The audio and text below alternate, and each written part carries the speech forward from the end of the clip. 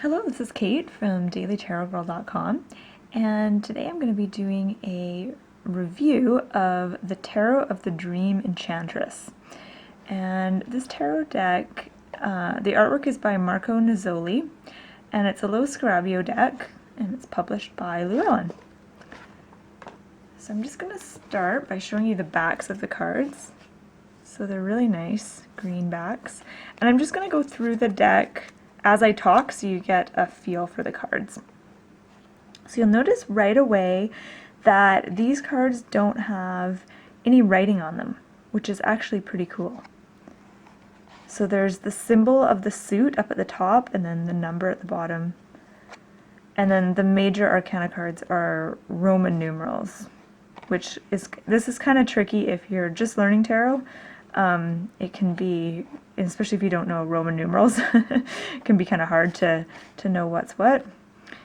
Another interesting thing about this deck is it's a very, I wouldn't call it a feminine deck necessarily, because the artwork isn't really feminine, but it's a female deck. So most of the figures in the cards are female.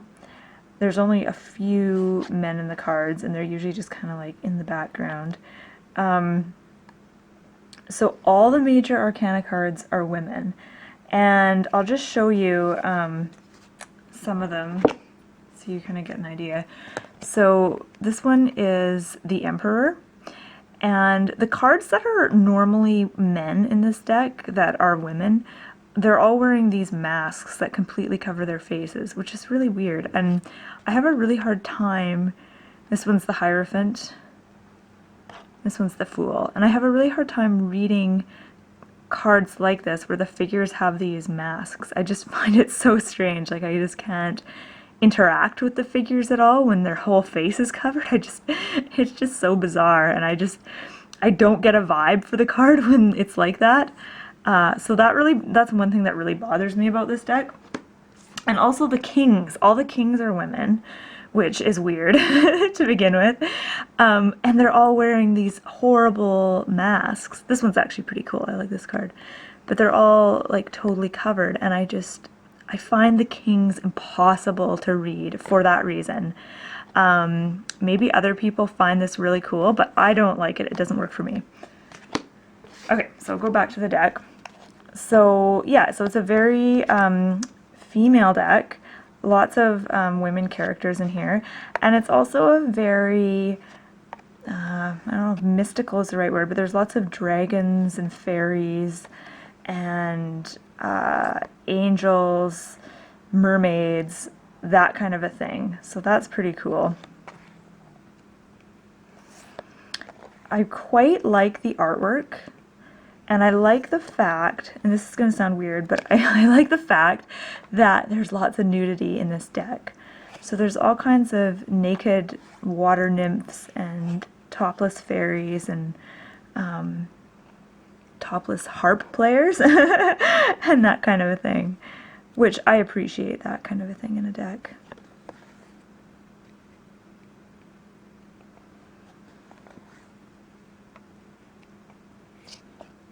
And this deck is based on the Rider-Waite Tarot.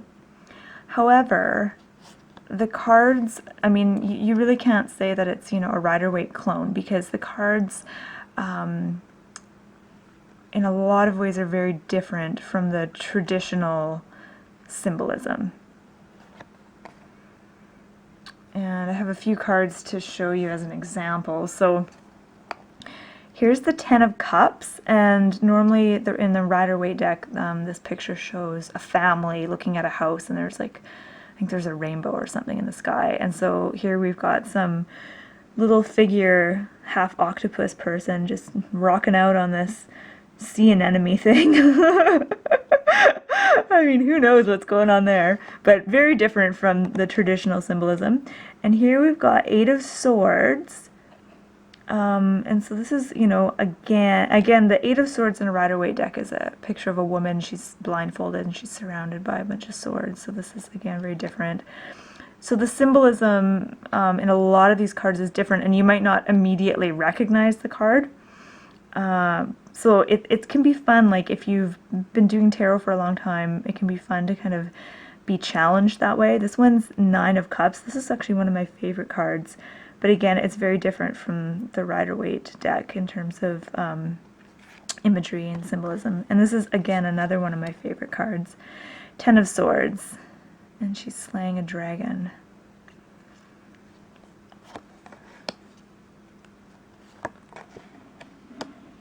And one thing that's really cool that I've noticed in this deck is there's a lot of, I don't know, not symbols, but images that really kind of challenge your imagination. Like this card, for example, the Eight of Swords.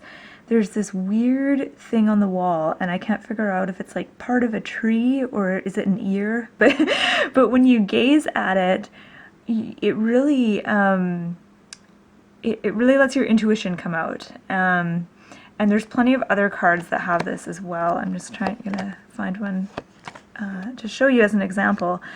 But I find that this is a very good deck to use if you want to really tap into your intuition more. I love this death card, it's so spooky.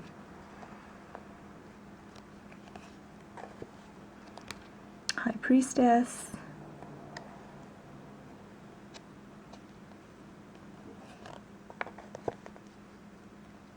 So I don't actually use this deck for professional readings,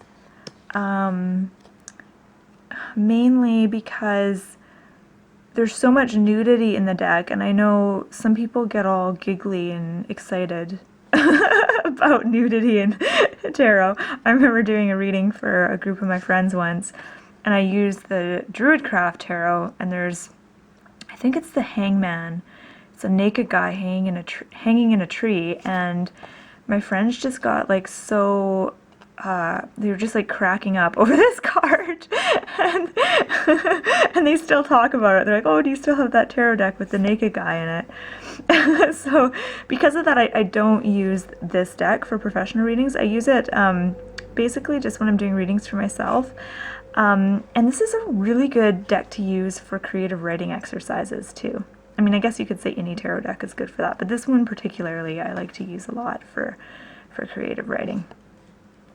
Here we've got the Chariot. This is the Tower. I don't really like this card, but I like most of these cards.